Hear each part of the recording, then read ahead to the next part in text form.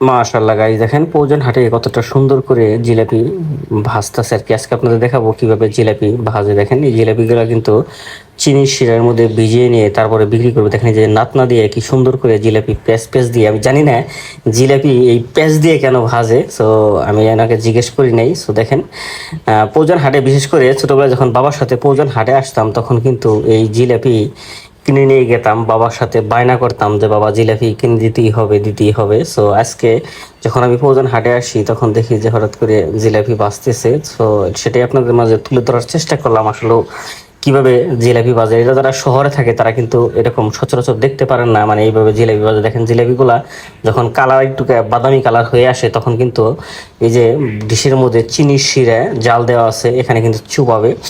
So দেখেন কতটা সুন্দর করে জিলাপি ভাজতেছে। সো জিলাপির কালারটাও কিন্তু মাসাল্লাহ অনেকটা সুন্দর। দেখেন আগে কিন্তু গুড়ের জিলাপি পাওয়া যায়, তো এখন শুধু চিনির জিলাপি পাওয়া যায়। জিলাপি মাত্র 160 টাকা কেজি বিক্রি হচ্ছে পৌজাল হাটে।